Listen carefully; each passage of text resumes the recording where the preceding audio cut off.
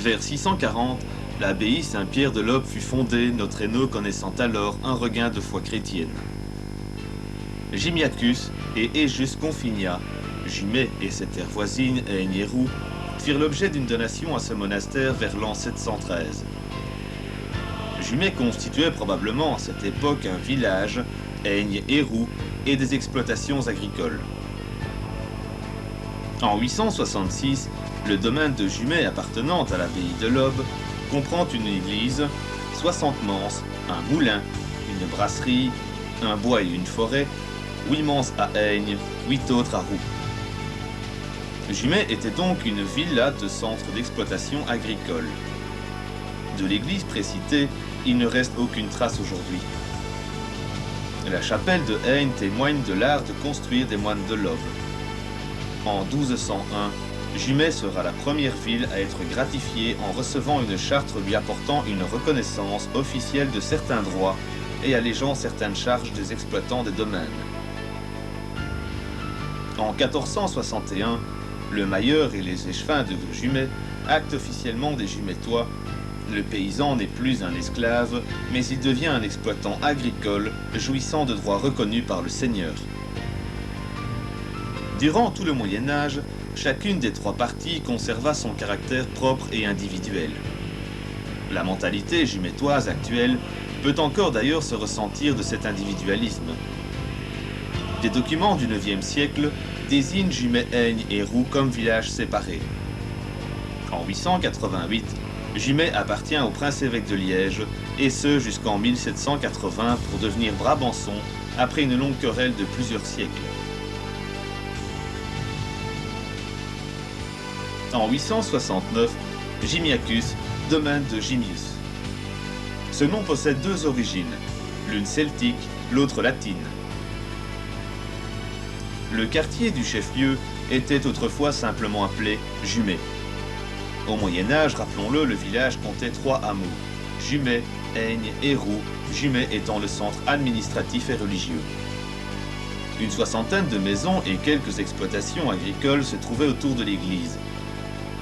Au XVIIIe siècle, période d'expansion industrielle, l'abbaye de l'Aube dont Jumet dépendait décida la construction de l'église actuelle en 1750.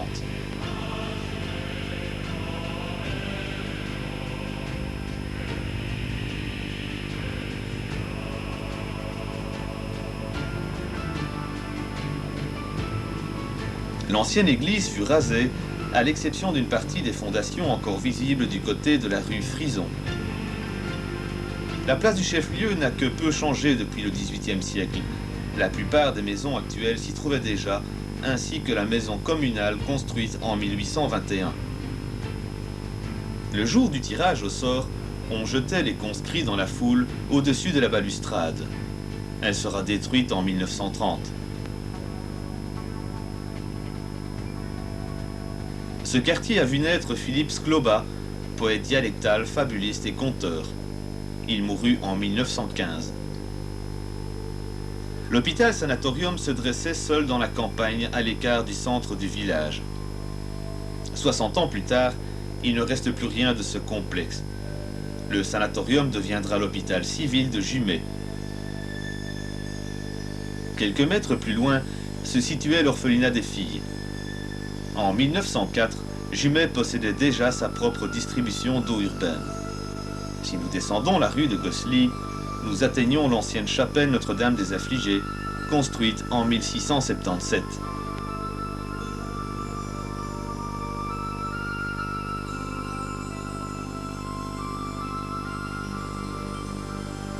Le carrosse. La maison du carrosse fait le coin entre la rue de Gosselies et la chaussée de Bruxelles. Elle est citée pour la première fois en 1768. Cette maison, citée aussi comme auberge, était jumétoise par sa façade et gosselienne par l'arrière. En 1804, la possession fut inversée. Aigne, d'origine franque, Unia Castellum, 866. Unia, endroit élevé, et Castellum, fortin. Sur les plans de 1775, Aigne était enserré dans des fortifications. Quelques vestiges de celle-ci subsistent encore à l'orée du bois de Heigne. Un fortin se dressait au milieu du plateau. La position en éperon de Heigne en faisait un poste d'observation idéal. Le plateau était depuis très longtemps un lieu de culte, probablement sanctuaire païen, bien avant l'érection de la première église chrétienne.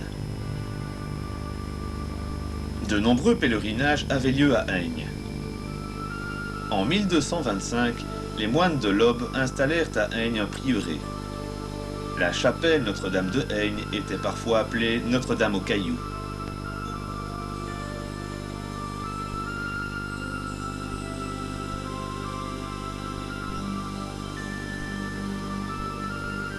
Jules Franc fera construire son château.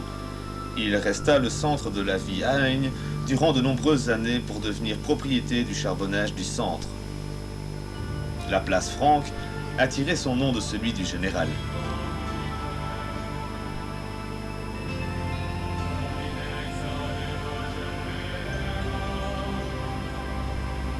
Les toponymies d'origine moyenâgeuse sont nombreuses à Jumet. Esli désignait des terres incultes ou abandonnées, laissées à chacun. Ce quartier est sillonné de quelques vieilles ruelles à pente raide. Nous citerons la ruelle des Soupirs, du nom très évocateur de sa difficulté, et la rue du Ravin, appelée autrefois El Ruelle d'Ijal. Ce quartier se situe à cheval sur les communes de Roux et de Jumet.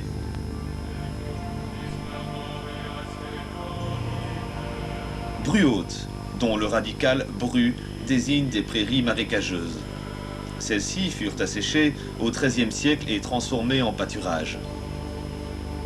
Ce quartier situé à Heigne est très étendu, de la rue aux Fauvettes au parc Bivort et de la place Harpigny à la rue Louise.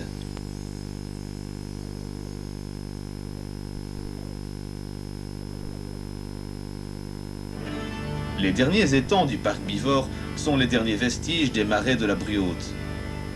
Le château Bivort se dresse au milieu d'un parc de 7 hectares.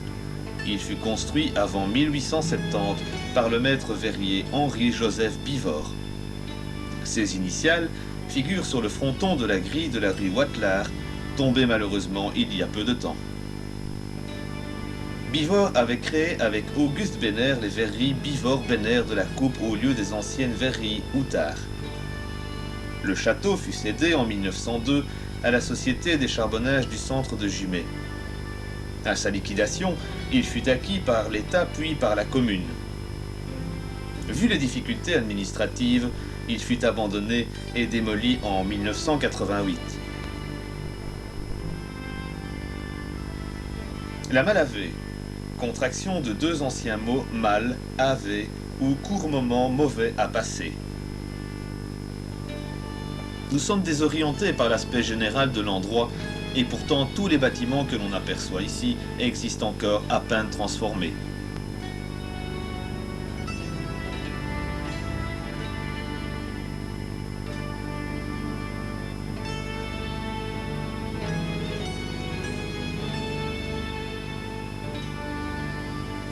Saint-Guilain, nom de rue, nom de place, la chapelle dédiée à ce saint protecteur des enfants fut détruite. La Brulotte, terre défrichée par le feu. Ce quartier étendu va de la station à la place de Tongres et de la Bellevue à la chaussée de Gilly. Le ruisseau des Marteaux, aujourd'hui voûté qui traverse le quartier, apportait l'énergie hydraulique nécessaire aux forges qui s'y trouvaient.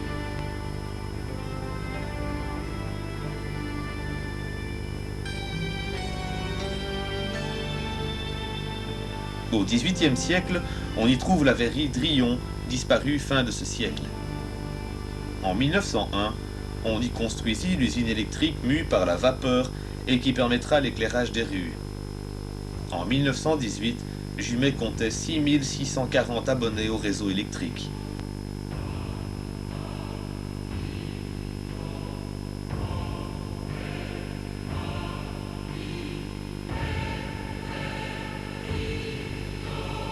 Le fourçon, en vieux français, désigne une fourche à deux dents et par extension une fourche de chemin, embranchement de la rue du Spinois et de la rue Watelard.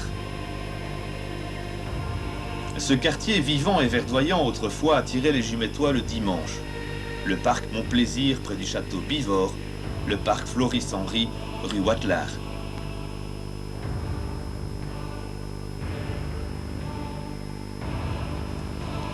Le Spinois, Spinetto, endroit planté de buissons épineux. Hameau situé entre Aignes et le chef-lieu. Plusieurs maisons datent du XVIIIe siècle. À ce même XVIIIe siècle, il existait une fabrique d'enclumes importante. Au XXe, on y trouva pendant une cinquantaine d'années une fabrique de tabac, la maison Tricot, qui fermera malheureusement ses portes après la Deuxième Guerre mondiale. Saint-Roch. Au XVIIe siècle, nos régions furent dévastées par plusieurs épidémies. La population vénérait alors les saints protecteurs. Saint-Roch combattait les maladies infectieuses. La chapelle Saint-Roch qui justifie le nom du quartier fut construite en 1714, remplaçant un calvaire signalé en 1600 sous le nom de Croix Saint-Roch. Elle fut détruite en 1944 lors d'un bombardement américain. De nombreuses maisons furent détruites et 54 personnes furent tuées. Leurs noms sont rappelés sur une selle stellée dans le mur de l'école de la rue Ancel. Elle fut reconstruite en 1951 par les habitants du quartier et avec des matériaux provenant des maisons bombardées. En 1692, l'armée française assiège Charleroi. Un de ses camps est établi sur les hauteurs de Saint-Roch. L'endroit domine la région, la vue y est dégagée, constituant un poste d'observation privilégié. La clinique du docteur Doniou, à la rue de l'Institut Doniou.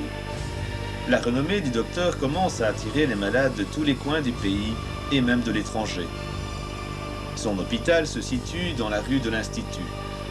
Grâce à lui et à son équipe, Jumet devient un centre hospitalier de tout premier ordre. La commune, en effet, ne possédait pas moins de 3 cliniques. En 1914, on amena des soldats allemands et français blessés dans les combats de Gauzet. Le docteur Doniou eut fort à faire pour maintenir l'ordre dans son établissement, français et allemands continuant à vouloir en découdre. Pendant toute la guerre, le drapeau belge flottera fièrement sur le toit de l'hôpital, le docteur ayant déclaré qu'il ne soignerait plus personne si on lui faisait retirer.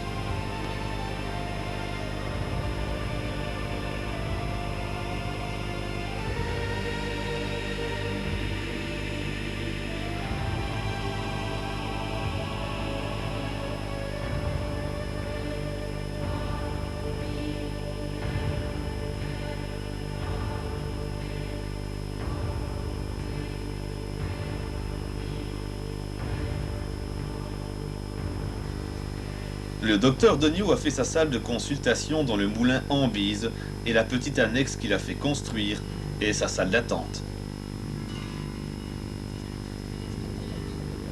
La querelle, désignant le schiste houillé d'un sous-sol. El Querelle, nom donné par les mineurs au grès houillé. Le 10 mars 1837, le curé Theiss y mourut après avoir été démis de ses fonctions pour ne pas s'être soumis à l'état révolutionnaire. Le curé trouva refuge à la Querelle, chez un tisserand à l'endroit actuel du parc Paradis, où il continue à administrer les sacrements, bien qu'il fût frappé d'interdit. En 1820, il est incarcéré à la prison de Charleroi et transféré dans un asile près de Tournai de 1822 à 1830. De retour à Jumet, il continue son ministère. Décédé en 1837, il fut selon sa volonté enterré civilement. Il donnera son nom à une rue, honneur rendu à ce curé anticlérical.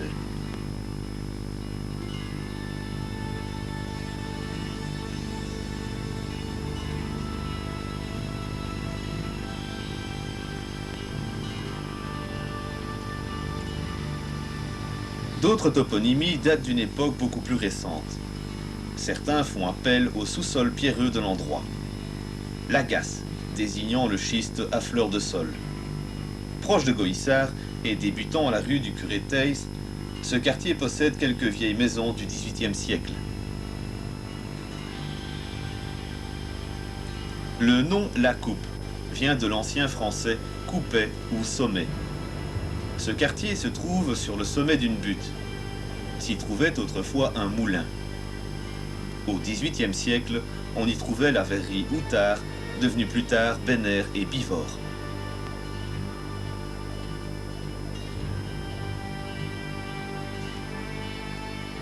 Goïssard. Le noyau de ce quartier est la place d'Elvaux, autrefois appelée place du Vieux Goïssard, seul endroit alors bâti. En 1866, après la construction de l'église, le centre se déplaça vers l'actuelle place Ferrer, l'actuelle place du Ballon.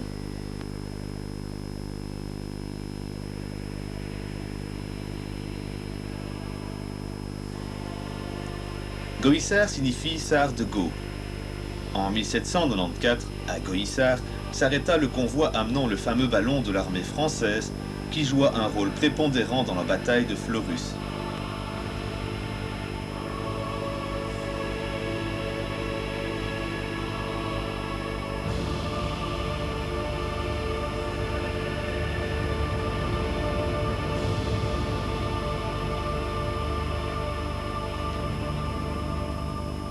La place de Goïssard porta et porte de nouveau aujourd'hui le nom de place du Ballon.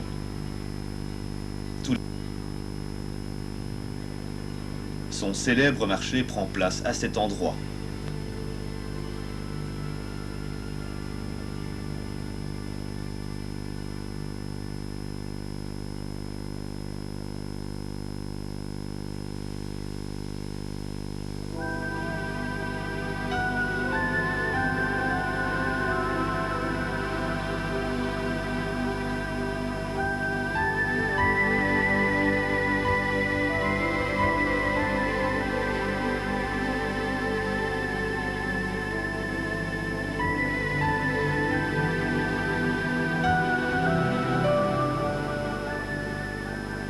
La chapelle Notre-Dame-aux-Bois est célèbre depuis très longtemps.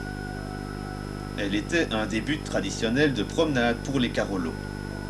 Une chapelle abritait une image de la Vierge datant du XVIIe siècle. En 1730, un ouvrier mineur fit bâtir une chapelle en remerciement. Détruite peu après, elle sera reconstruite en 1843. Craignant pour la conservation du petit tableau, on le déposa en 1872 dans l'église de Goïssard. Chaque année, le jour de l'Ascension, Notre-Dame-aux-Bois retrouve sa chapelle au cours d'une procession solennelle. L'endroit où se dresse la chapelle était autrefois nommé Place du Beau, où était organisée la plus célèbre du casse du Pays Noir. C'est vers 1860 que Jacques Bertrand composa sa célèbre chanson du casse du Beau. Depuis, la fête a été déplacée sur la place de Goïssard. Le puits du charbonnage d'Amercœur de la rue Baillemont, ou puits Bellevue, fut nommé fosse de la Valleresse, fermé en 1961, et le terri de Goïssard, terri de la Valleresse. La Valleresse désignait une conduite d'évacuation des eaux dans les galeries des charbonnages.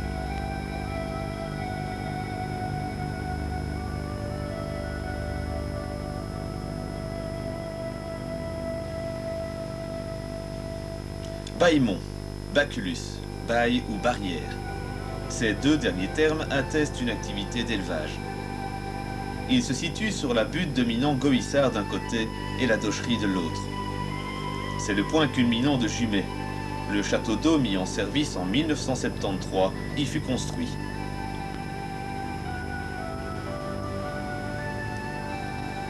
Le terme tri désigne des terres en friche. Le Tribouchon est probablement le spot de l'ancien propriétaire de l'endroit.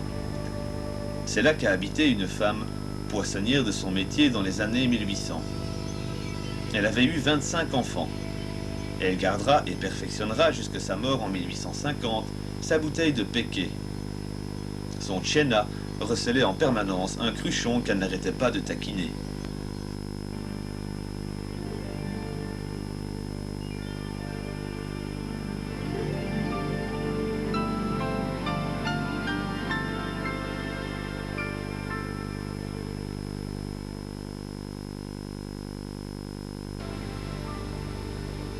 Le Tri-Charlie, trieux ayant appartenu à un dénommé Charlier. Au coin de la rue du Bailly subsiste encore un exemple des anciennes constructions. On y aménagea en 1892 une maison du peuple à la rue Van der Velde. C'est dans cette première maison du peuple de Jumet que fut aménagée la première église du Tri-Charlie. Trop vite exiguë, la paroisse décide la construction d'une église plus vaste. Les travaux commenceront en 1922 pour se terminer un an plus tard. En 1946, le Tri-Charlie sera érigé en paroisse autonome.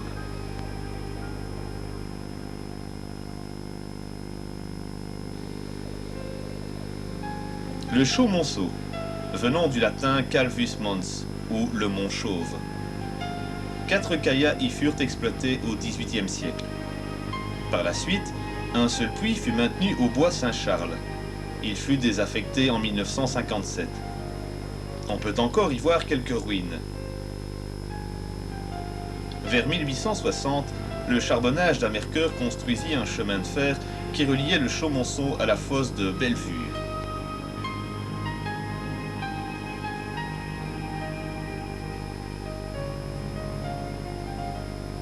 Le quartier Saint-Antoine, situé sur la chaussée de Bruxelles aux confins de Jumet et de l'Aude-Linsart, doit son nom à une chapelle du XVIIIe siècle. Elle est dédiée à ce saint vénéré pour retrouver les objets perdus. La chapelle est aujourd'hui laissée à l'abandon. La statue originale en bois du saint est conservée à la cure de Jumet chef-lieu. Le nom de Houbois évoquait un gué sur le Ris-du-Sart, aujourd'hui voûté. À la fin du siècle passé, les verreries et les charbonnages attirent les ouvriers et entraînent une importante augmentation de la population. Une église fut construite en 1880.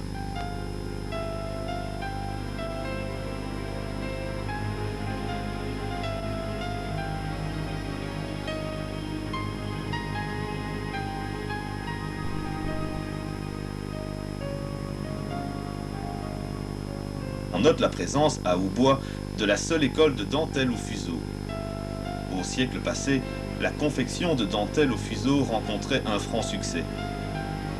Cette école existe toujours aujourd'hui, l'école professionnelle des filles de Notre-Dame à Houbois. Le lieu-dit La Garde de Dieu se situe à Houbois.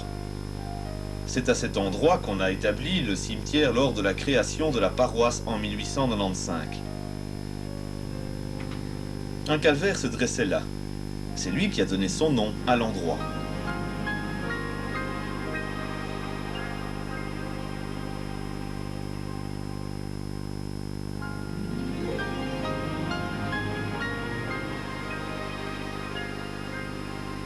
La blanchisserie se situe à la limite de Ronsard, entre la rue Trianois et la rue de la Révolution.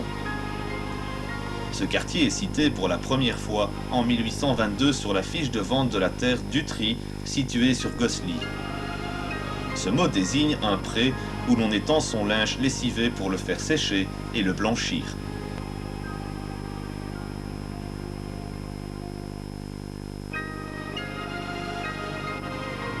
Quant au quartier de la Bellevue, il s'expliquait par lui-même. Il se situe au sommet de la chaussée de Bruxelles près de Gosselies.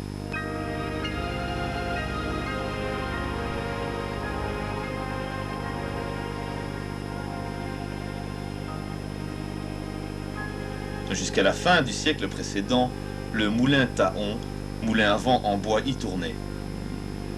En 1794, l'armée française y fit monter un ballon gonflé à l'hélium, servant d'observatoire lors de la bataille de Fleurus menée contre les Autrichiens. Celui-ci provoque un effet démoralisant sur l'ennemi.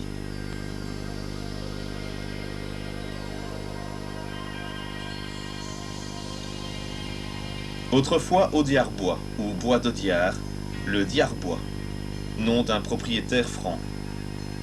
En 1880, des fouilles mirent à jour une nécropole gallo-romaine et un cimetière celte dans le parc du château d'Audiarbois.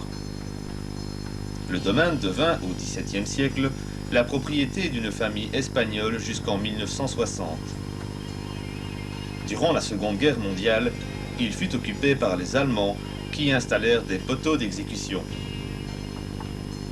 241 corps y furent retrouvés. Au centre du zoning industriel se trouve un monument rappelant le massacre. À la Libération, il fut occupé par les Américains. Aujourd'hui, il ne subsiste que très peu de choses de cette magnifique propriété.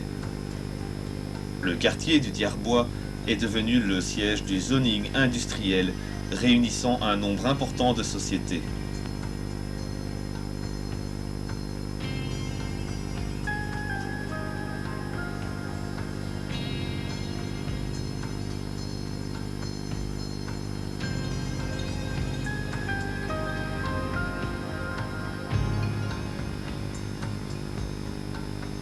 Les Vaucelles, Vallicella, venant d'un vocable latin qui signifiait petite vallée, désignant plus tard des petits plissements de terrain.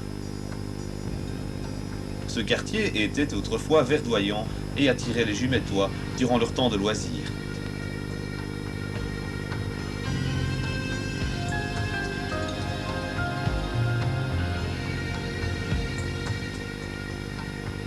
Le Trianois, Tremuletum, un endroit planté de trembles, une espèce de peuplier dont les feuilles tremblent au vent.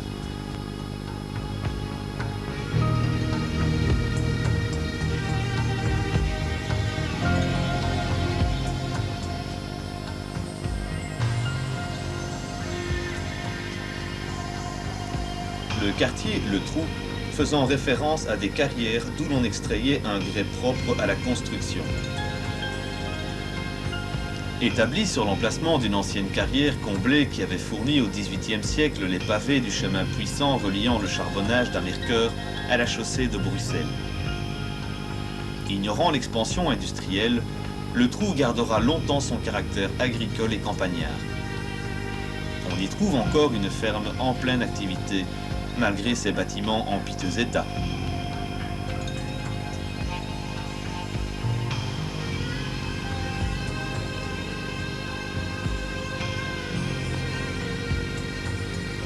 De l'ancien français Holotéré ou endroit couvert de buissons, l'Altré se situe près de Houbois.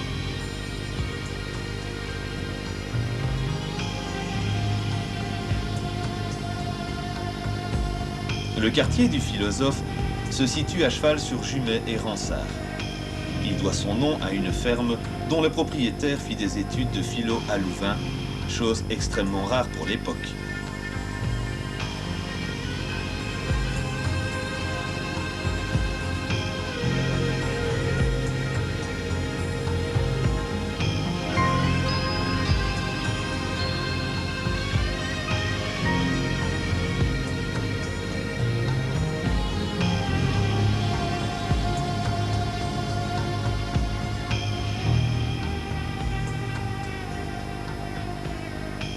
Le vocable amende, rappelons-le, dérive d'un mot franc signifiant barrière ou clôture. Au Moyen-Âge, l'endroit devait être couvert de prés clôturés où l'on pratiquait l'élevage. Le quartier joua un rôle prépondérant dans l'économie régionale. C'est là que la verrerie s'installe. Les Colnais, alliés par le mariage ou de Condé, construisirent une nouvelle verrerie utilisant comme combustible le charbon et non plus le bois. En 1881, l'industriel Valentin Lambert construisit le château Mondron.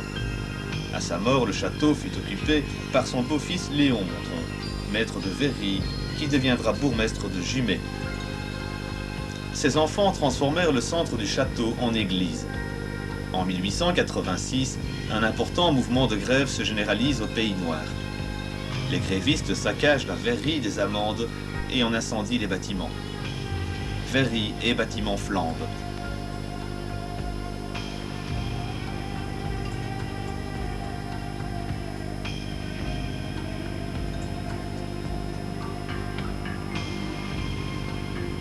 Événements, la répression sera impitoyable.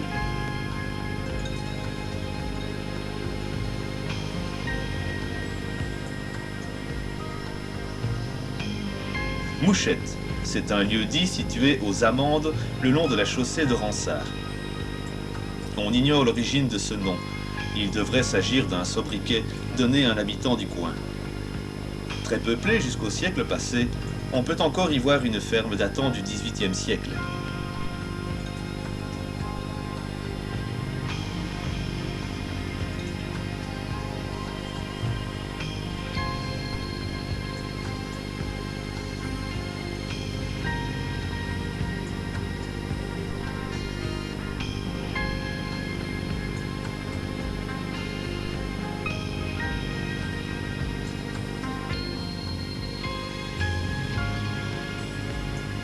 Les toponymies d'origine moyenâgeuse sont nombreuses à Jumet.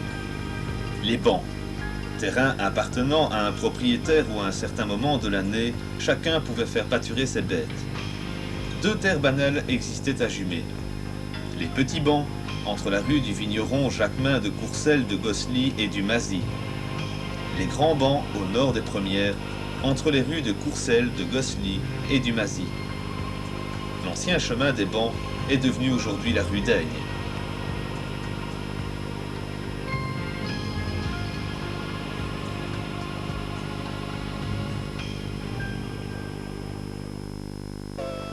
Trois ruisseaux prennent leur source à Jumet. Le ruisseau des Bancs venant du plateau de Aigne, le ruisseau Tic-Tic formant deux étangs au Diarbois, le nom rappelle celui de la roue d'un moulin à eau.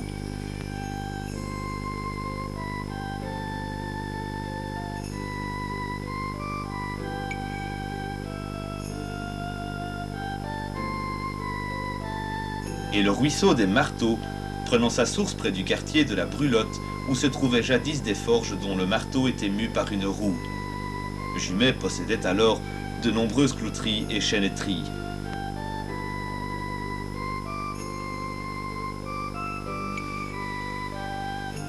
En ce qui concerne la géographie historique de Jumet, des documents de 1780 signalent des extensions de Jumet dans Melay, Viéville, Timéon, Épigny, Hoyaux et Gossely. Il s'agissait réellement d'enclaves étrangères. Les propriétaires, tenanciers et habitants de ces terres payaient redevance à Jumet. Les mesures agraires elles-mêmes variaient selon le territoire.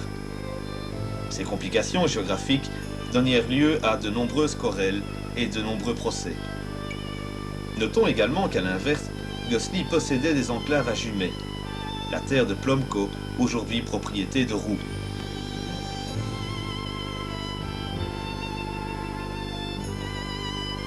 En 1804, l'administration française remettra de l'ordre dans les frontières, Jumet abandonnant ses terres les plus éloignées.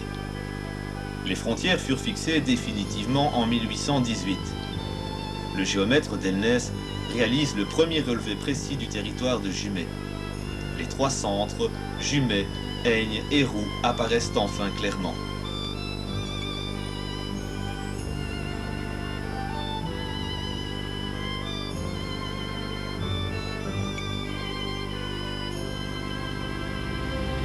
À cette époque, Jumet compte 1033 bâtiments d'habitation, 175 bâtiments ruraux, 4 brasseries, 2 distilleries, 3 blanchisseries, une tannerie, 5 verreries et l'industrie charbonnière se développant, 5 puits d'exploitation, un moulin à eau ainsi que 3 moulins à vent.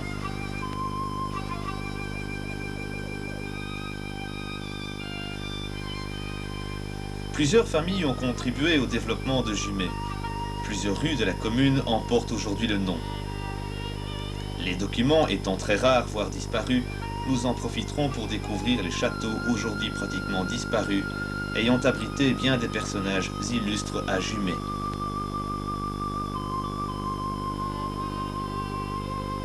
La rue de Colnay. Les de Colnay ont introduit à Jumet l'industrie du verre qui fera la richesse et la réputation de la commune.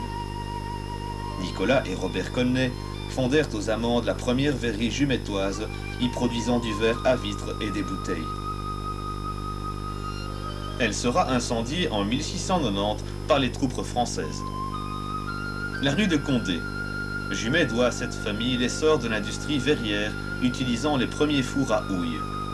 En 1763, Jumet était le plus important centre verrier des Pays-Bas. La rue Martin-Falleur. La famille participe au développement de l'industrie verrière au XVIIIe siècle.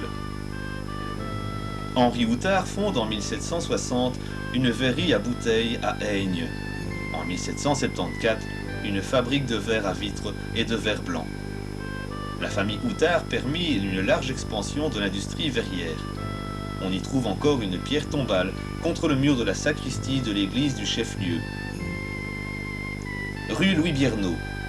En 1549, Johann Biernot est échevin de Jumet. Durant plusieurs générations, les Biernot occupèrent des postes clés dans l'administration de la commune. Échevin, mailleur, conseiller communaux. Rue de Vigneron. Jean de Vigneron fut bailli de Jumet. Il ordonna des travaux d'agrandissement de l'église du chef-lieu. La famille Lyon s'établit à Jumet au XIVe siècle. En 1602, un descendant fut élu au poste d'échevin, puis de mailleur de Jumet. La rue de Münster. La famille de Münster fournit plusieurs échevins à Jumet. La rue de Borfilet. Une famille de magistrats dont on dénombra 6 mailleurs de Jumet. Rue Van de Steen. Les Van de Steen occupèrent d'importantes fonctions à Jumet. Bailli, mailleur, notaire et échevin. Rue du curé Theiss. Curé réactionnaire contestant l'autorité civile qui se mêlait des affaires ecclésiastiques. Il marqua tout au long de sa vie son opposition à l'ingérence de la République française dans la religion.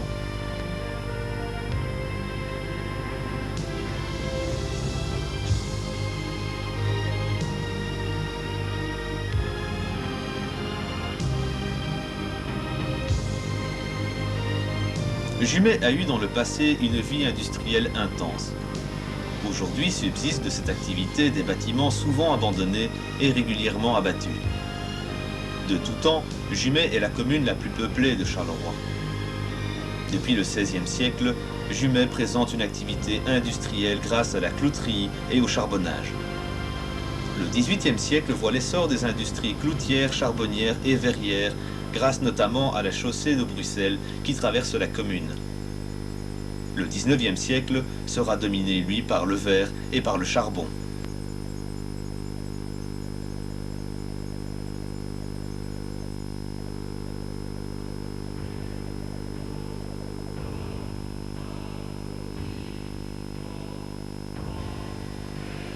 Il est impossible de comprendre l'historique de la verrerie sans relater des noms comme les de Colnay. La famille de Colnay sera la base de l'essor industriel de Charleroi. C'est vers 1438 que Johann Colnay vient s'installer à Lerne et y met le feu à une fournaise, fabrique de verre creux à un endroit nommé la Jonchière. La renommée de la famille de Colnay va grandissante. Un titre de noblesse leur fut conféré et reconnu successivement par Charles le Téméraire, Charles Quint et Philippe II. Roch de Colnay, dit Monsieur du Longbois, établit le 26 juin 1559 la première verrerie des Amandes. Cette verrerie constitue le plus ancien four à verre jumétois. Il est installé dans le bois du Sard entre Ransard et Gilly. Il sera incendié par un détachement de troupes françaises au lendemain de la bataille de Fleurus en 1690. C'est à cet endroit que 91 ans plus tard sera érigé le château des Amandes. Valentin Lambert est issu d'une ancienne famille bourgeoise carolo-régienne. Initié très jeune à la pratique des affaires, il saura se faire apprécier dans les milieux industriels, spécialement dans l'industrie du charbon. Beau-père d'Eudore Pirmez, ministre d'État, et de Léon Mondron, Valentin Lambert soutint l'action des frères Solvay dans leur recherche d'un nouveau procédé de fabrication de la soude, base de la fabrication du verre. C'est lui qui incitera à créer leur première usine à Couillé. Léon Mondron, tout comme l'était son beau-père, est un homme actif et c'est lui qui en 1872 fonde les verreries de l'encre réunies, connues sous le nom des verreries Mondron-Lambert. Les usines sont situées sur la chaussée de Bruxelles, à Lodelinsart et à Charleroi. Léon Mondron, travailleur infatigable, accepte la charge de bourgmestre de Jumet. Il s'éteindra en 1912. Jumet connaîtra de nombreuses verreries, de Dorlodo, de Condé, de Colnay, la verrerie de la Coupe, du Centre. La verrerie à souffler adoptera vers 1920 le système mécanique. Les transformations technologiques ne nécessitèrent plus une main-d'œuvre spécialisée, les souffleurs. Des verreries s'établissent à travers le monde entier, avec pour conséquence en 1930 une surproduction importante entraînant une fermeture quasi générale. La guerre 40-45 donnera le coup de grâce à cette industrie. Des industries connexes étaient installées autour des verreries, miroiterie, biseautage, argenture, gravure sur verre, sur vitraux, des fabriques de gants en toile de jute, de galoches, de sandales. Nombre de ces bâtiments s'étaient installés le long de la ligne de chemin de fer Châtellerault-Lutre, aujourd'hui supprimée. Avec le développement de l'industrie du verre, les ouvriers de Charleroi se regroupèrent en une association donnant le jour à l'Union verrière, dont le premier président fut M. Falleur.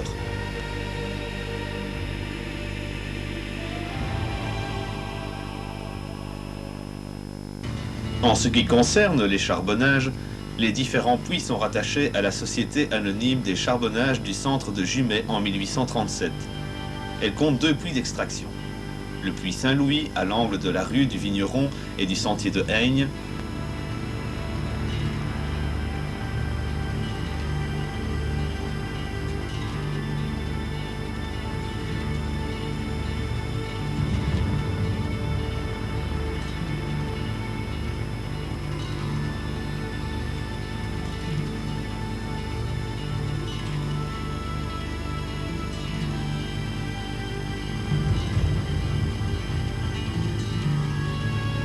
et le puits Saint-Quentin, appelé El Bos d'Aigne, vu sa proximité avec le bois d'Aigne à l'extrémité de la rue de Mons. Le puits Saint-Louis est raccordé à la gare de Jumet-Brulotte, d'où part le charbon vers d'autres régions du pays. Le charbon tiré et lavé part aussi par bateau via le canal Charleroi-Bruxelles. On notera également l'existence du charbonnage d'Amercœur et du bois des Amandes.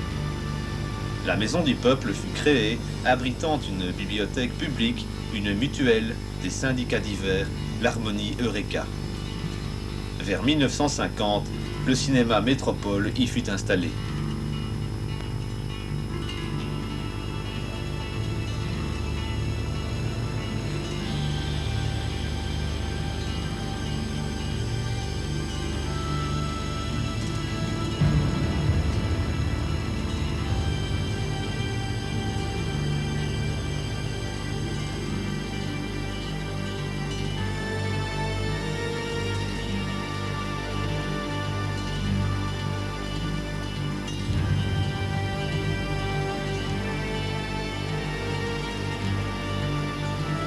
Dans la métallurgie, l'usine Le Comte et Fils, rue Biernaud, était une fabrique de produits réfractaires destinés aux verreries et poêleries de Jumet.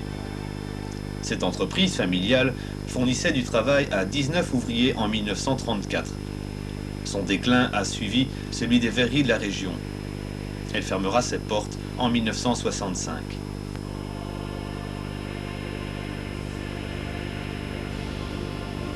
Les ateliers Saublens. Nés avant 1914, ils assuraient la construction de charpentes métalliques, de galvanisation, de tôles ondulées. Entre les deux guerres, ils occupèrent un nombre important d'ouvriers. Jusqu'aux années 1990, elle produit des poteaux de signalisation routière et poteaux d'éclairage. La poêlerie émaillerie de Jumet, Dehon-Lefebvre. En 1897, François-Louis Dehon ouvre un magasin de serrurerie et de poêlerie. En 1922, il installera une émaillerie. En 1937, la société compte près de 70 ouvriers. Et en 1977, les établissements Jordan leur succéderont. Les poêleries de Charleroi de 1925 à 1960 à la chaussée de Bruxelles. Cette usine fabriquait des poêles à buse et des poêles à feu continu. Elle présenta toute une variété de poêles à charbon, bois, mazout distribués dans toute la Belgique. L'usine occupait alors 215 ouvriers. Ces mêmes bâtiments avaient abrité auparavant la brasserie Pirou-Cormans, où l'on fabriquait une bière. La poêlerie émaillerie Les Forges de la Belle-Vue de Fort-Belle. Elle se situe dans la rue Puissant. En 1935, M. Bourgeois possède une poêlerie en fonte émaillée. Afin d'étendre ses activités, il installe une fonderie et crée de nouveaux appareils de chauffage. Après la guerre, Il installera une émaillerie. L'usine occupera 185 ouvriers et une douzaine de cadres y employés. En 1978, cette usine cessera ses activités. La brasserie L'Union. Elle fut créée en 1864 par Biernaud et de Posson. En 1891, Fernand Biernaud en devient l'unique propriétaire. Ses affaires prospèrent grâce à un procédé de fermentation nouveau dans la région. La brasserie est la plus importante de la région. Après la Première Guerre mondiale, Biernaud, devant faire face à la concurrence, transforme sa brasserie en société anonyme, brasserie et malterie, L'Union. On notera également l'existence d'autres brasseries, celles de la Madeleine et Pirou-Cormans. Au début du siècle, Jumet comptait un grand nombre de briqueteries. Ce travail saisonnier occupait environ 150 personnes dans les 15 briqueteries de Jumet. Quant au métier à domicile, quelques indépendants travaillaient dans la confection au début du siècle, des tailleuses, des culottières et des gilettières. En 1923, 30 ouvriers étaient occupés dans les ateliers Lejeune, ateliers de tournage et de décolletage de métaux. En 1988, l'atelier n'occupait plus qu'un seul ouvrier. La série Grégoire, à la rue Frison, occupait 4 ou 5 ouvriers. Quant aux ateliers Moreau Frères, rue du Diarbois, ils fabriquaient des pièces de rechange en acier, bronze, laiton pour les vicinaux et industries des environs. Ils occupaient 6 ouvriers pour fermer leurs portes en 1975.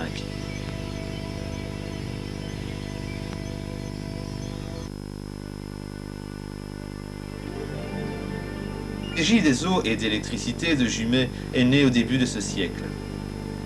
Au départ, Jumet faisait sa propre électricité grâce à 2 grosses machines à vapeur entraînant des dynamos utilisant du courant continu. Le charbon alimentait la centrale. La commune fut une des premières de la région à posséder son propre réseau d'électricité. Dans les années 50, la demande de courant est telle que la décision de placer le courant alternatif est prise en 54. La Société nationale des vicinaux. Le dépôt de Jumet fut construit avant la guerre 14 lors de la création de la ligne Charleroi-Jumet-Gosselies sur la nationale 5. Il occupe une main-d'œuvre spécialisée. En 1934, l'atelier prend une ampleur considérable. En 1970, les lignes électriques seront supplantées par les bus.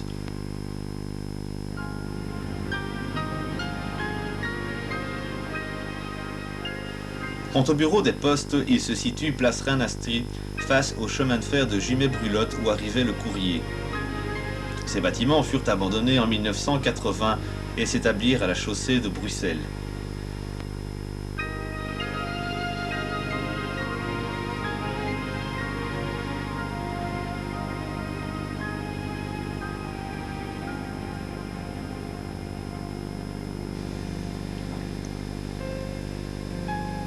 Valentin Lambert se fait construire une grande demeure sur le site de l'ancienne verrerie de Colnay, château connu aujourd'hui sous le nom de Château Mondron. Celui-ci sera inauguré en 1881.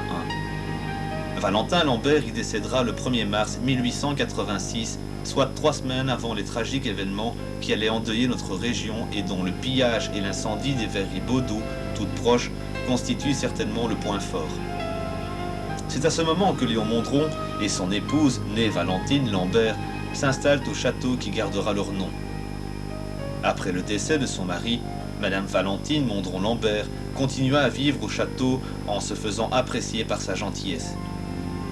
Elle décédera en 1929 et les anciens du quartier des Amandes racontent que le jour des obsèques, on distribua un balai à chacune des maisons afin de balayer la neige devant le passage du cortège funèbre.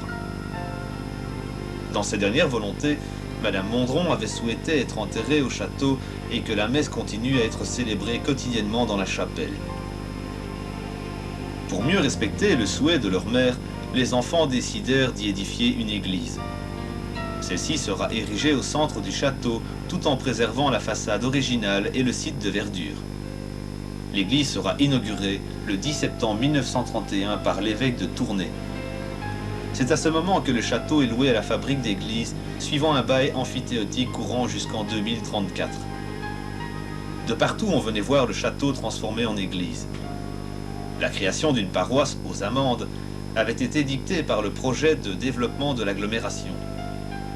La crise économique et le crash boursier de Wall Street en 1929 ne devaient pas permettre aux promoteurs de mener leur projet avec l'ampleur souhaitée. La famille Mondron accepta que le château devienne le siège d'une nouvelle congrégation dont le père Auguste Scoyer deviendra le second curé des Amandes, et ce pendant 20 ans. En 1952, la SBL, œuvre paroissiale de Jumet-Amandes, devient propriétaire du château et de l'église. Quant aux 3 cloches de l'église, elles furent dérobées par les Allemands durant la Seconde Guerre mondiale. Le père Scoyer se démena comme un forçat pour les faire remplacer en 1962. Après avoir résisté aux événements sanglants de 1886 et traversé 2 guerres mondiales, il échappera de justesse en 1960 aux pioches des promoteurs immobiliers avides de lignes droites et de béton armé.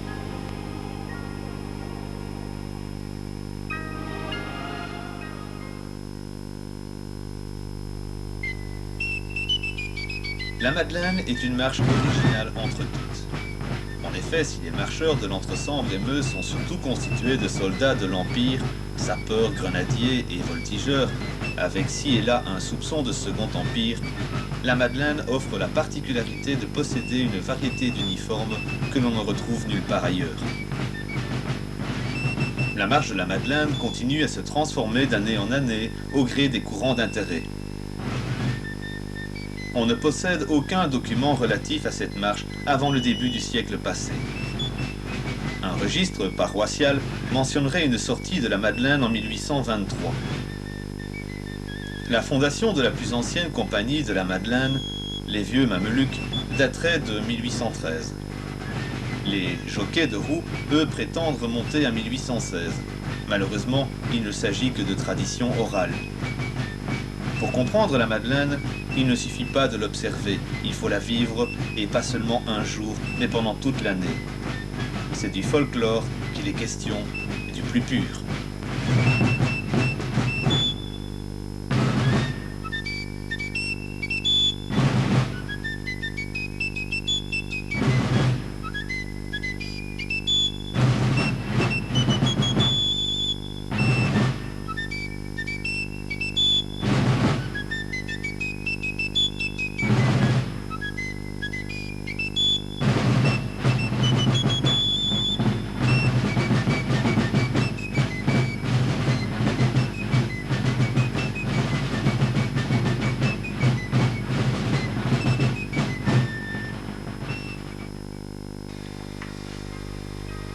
Les loisirs jumétois se partageaient dans différentes activités. On allait de temps en temps au cinéma. En hiver, il y avait des cercles dramatiques dans beaucoup de quartiers. Tout cela le dimanche, bien sûr, car en semaine, on bossait. Il y avait les mardis récréatifs où l'on donnait soit une conférence causerie ou une information horticole. Et après, on y donnait une pièce en un acte, le tout très axé sur la politique. Les bals obligeaient les jumétois d'être habillés correctement. Les travailleurs ne savaient pas y aller souvent. Il y avait aussi les jeux de balle, surtout la petite balle au tamis, c'était gratuit. Et enfin le foot, qui petit à petit faisait sa percée dans la région, surtout avec les 2 clubs, Sporting et Olympique.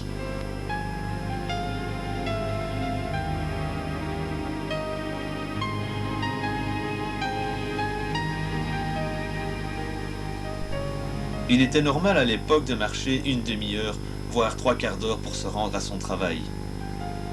Plusieurs gares existaient à Jumet, concurrençant malheureusement les nombreux cabarets, seule distraction pour le travailleur.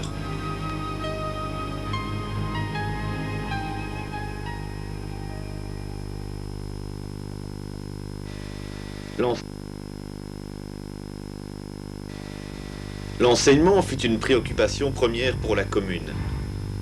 L'enseignement libre et officiel se partage de nombreux établissements scolaires jumétois. Si nos anciens commençaient à travailler très tôt, l'enseignement jumétois a toujours proposé à toute la population une scolarité de qualité et de diversité.